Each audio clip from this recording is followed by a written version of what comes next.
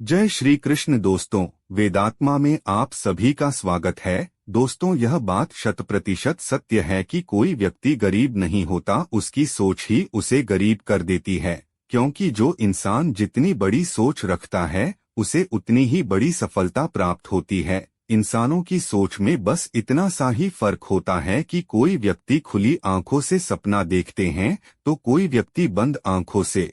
दोस्तों, आज इस वीडियो के माध्यम से हम उन बातों को जानेंगे जिससे आप एक ऐसी सोच विकसित करेंगे जिससे अपने गरीबी को हमेशा के लिए समाप्त कर सकेंगे और फिर जीवन में कभी भी गरीबी नहीं देखना पड़ेगा। तो चलिए दोस्तों, आपका ज्यादा समय ना लेते हुए सुनते हैं आगे की कहानी। दोस्तों, एक समय की बात है, एक गुरु और शिष्य साथ में कहीं जा रहे थे। चलते चलते वह एक बड़े से खेत के पास पहुंचे। उन दोनों को प्यास सताने लगी तो उन्हें खेतों के बीचों बीच एक टूटा फूटा घर दिखाई देता है।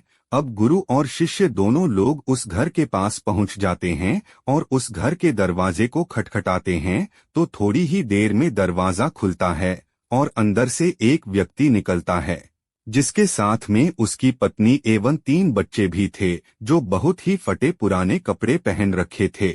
गुरुजी उन लोगों से विनम्र आवाज में कहते हैं, क्या हमें पीने के लिए पानी मिल सकता है?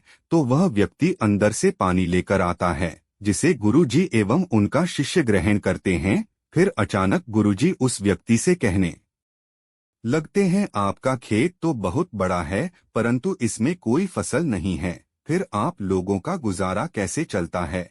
गुरुजी कुछ ऐसी बातों को सुनकर वह व्यक्ति कहता है, गुरुजी हमारे पास एक भैंस है जो काफी दूध देती है, वही दूध बेचकर कुछ पैसे मिलते हैं जिससे हमारा गुजर बसर हो जाता है। इसी तरह बातों ही बातों में शाम हो जाती है तो गुरु ने सोचा आज की रात्रि हम यही रुक जाते हैं। इसके बाद गुरुजी उस व्यक्ति से रुकने की अनुमति मांगते हैं। वह व्यक्ति अनुमति दे देता है और गुरुजी वही रुक जाते हैं। आधी रात बीत चुकी थी, तभी अचानक गुरुजी नींद से उठ जाते हैं और अपने शिष्य के कान में जाकर एकदम धीरे से आवाज देते हैं कि चलो अब हमें यहाँ से चलना चाहिए और इसके भैंस को भी साथ में ले जाकर जंगल में छोड़ देना है।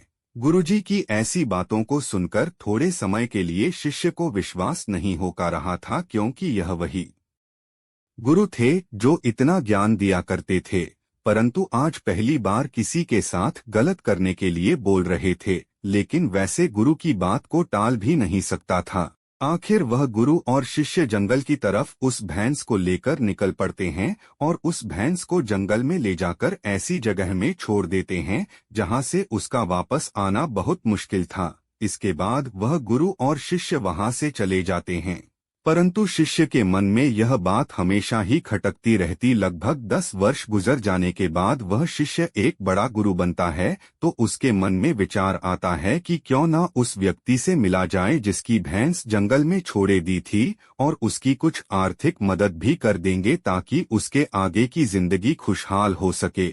इसी विचार से वह निकल पड़ा और कुछ ही समय में उस व्यक्ति के पास पहुंच गया।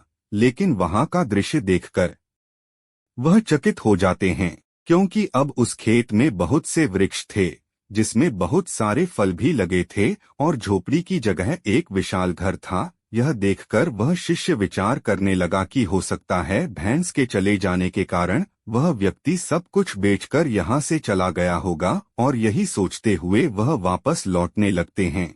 तभी उस शिष्य की नजर उस व्यक्ति पर पड़ती है तो वह शिष्य उसे व्यक्ति के पास जाकर कहते हैं, शायद आप हमें ना पहचानते हो लेकिन कई वर्षों पहले मैं आपसे मिला था। तब वह व्यक्ति कहता है, मैं आपको कैसे भूल सकता हूँ, आप तो उस दिन बिना बताए ही यहाँ से चले गए और उसी दिन हमारी भैंस भी ना जाने कहाँ चली गई, जो आज तक नहीं लौटी।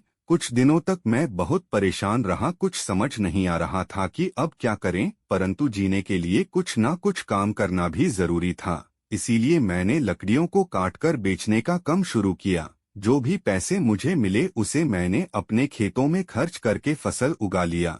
फसल बहुत अच्छी हुई जिससे मैंने फलों का एक बगीचा लगवा दिया। जिस बगीचे में बहुत अच्छे फल लगे और आज मैं शहर का फल बेचने वाला सबसे बड़ा व्यापारी हूँ। लेकिन यह सब कुछ कभी ना हो पता अगर वह भैंस यहाँ से ना गई होती, क्योंकि उसी भैंस के कारण मैं कोई दूसरा कार्य नहीं करना चाहता था। उसके जाने के बाद मैंने कार्य का दूसरा रास्ता चुना, जिससे मैं पैसा कमा सकूं। लेकिन आज मैं अपनी जिंदगी से बहुत खुश हूँ और शहर का सबसे बड़ा व्यापारी भी हूँ। यह बात सुनकर शिष्य उस व्यक्ति से कहता है, यह कार्य तो तुम पहले भी कर सकते थे।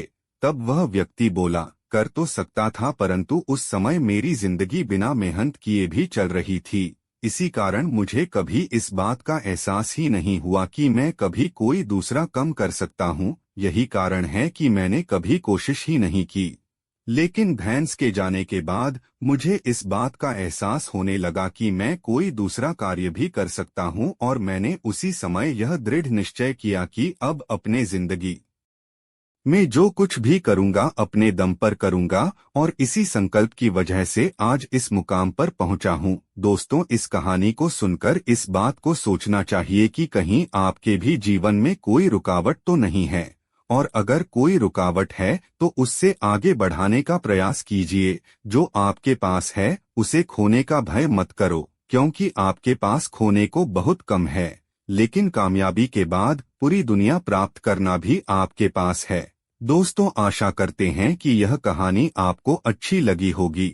इसी तरह और भी ज्ञानवर्धक एवं पौराणिक कथा कहानियों को सुनने के लिए कृपया चैनल को सब्सक्राइब कर लीजिए एवं वीडियो में एक लाइक करके कमेंट में जय श्री कृष्ण राधे राधे अवश्य लिखे। धन्यवाद।